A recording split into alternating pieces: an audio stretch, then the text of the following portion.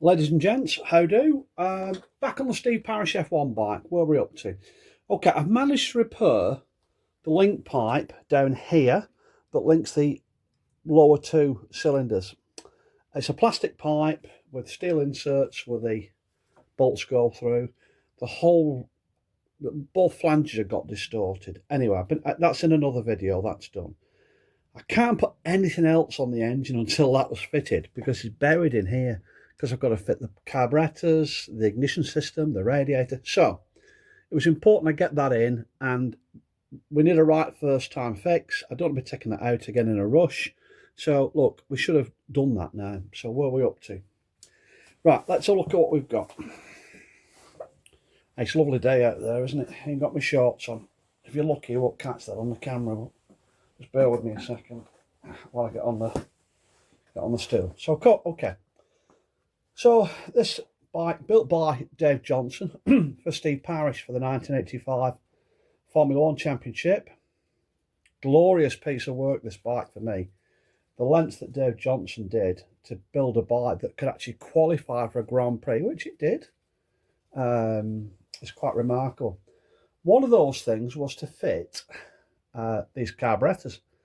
Now these are, someone will recognise these straight away.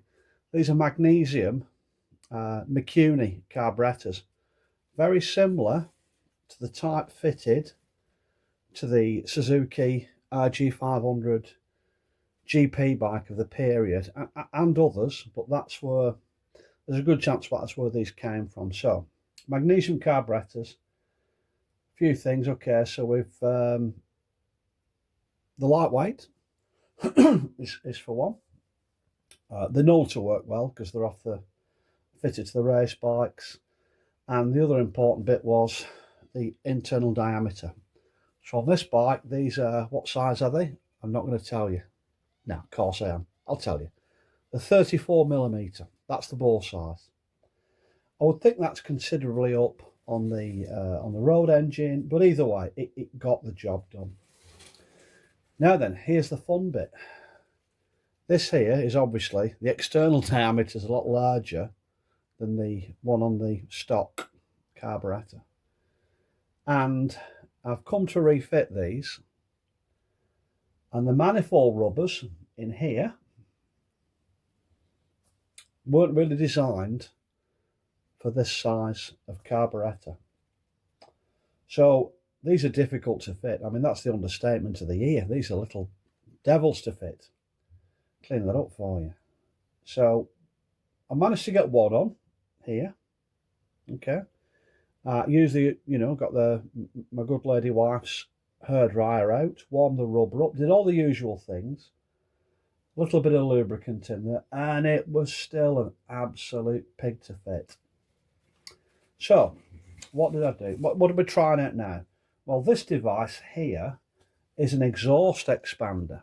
So, I'm familiar with the steel tubes and car exhausts. It's a device you put into a steel exhaust tube. You impact gun this. These are wedged and move outwards and increase the diameter of the steel tube so you can slide your exhaust together. I thought, well, look, I'm going to give that a try. So I bought a set off them, off Amazon.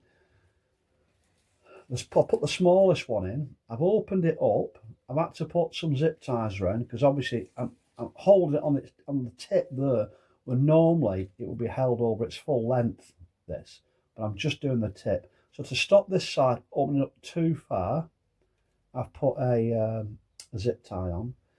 I've left that on overnight, and the idea is to stretch the rubber, okay, to give me a chance, because as it stands, the rubbers are considerably smaller than this. And obviously I can get them on. They were on initially, and that one's on. You could say it's the age of the manifold rubbers, but they feel fine. They don't feel like they've not gone hard. It's purely the fact, if I was fitting stock RD carburetors to this RD500, they go straight on, but it's not going to happen. These are bigger carburetors. So consequently, they're going to need a little bit of teasing to make them fit. Excuse me. And this will give you some idea on how difficult they were for Dave Johnson to fit. Your clips here, your carburettor clips down there. In fact, let me go and get one off the other side. These are for the upper cylinders. They've got the extended screw, and it's going to come down the back of the radiator. So you can get a screwdriver up the back to slacken these off. Because once everything's on, you've not got a lot of space. You can't get in from the top. So the idea is you can go up underneath. So that will be down here. That's behind the radiator. And open and close that and get your carburetors off. You don't want to be doing that in a paddock. It's a nightmare. Absolute nightmare. So to make it all work, once Dave Johnson had fitted these carburetors, the manifold rubbers had pushed out considerably. So the stock clamps, which is what it appears to be, were no longer any good. So what he did was, and it's on all four of them, he's obviously got another set of clamps, cut them off and increase the diameter. So he's got, see the cut there in the weld, got another set of clamps, cut a section off, welded that up to increase the diameter of this clamp, because the standard clamp's just not big enough for the job. So they're just the little touches he did. So all four carburetor rubber clamps have had this treatment on, where they've all been extended. Okay, so they're just little touches that you see when you're working on that. I'll just pop that back. I have other options with this. It did work on we had some success, but I have another option I can try out. But I thought, well, give this a go.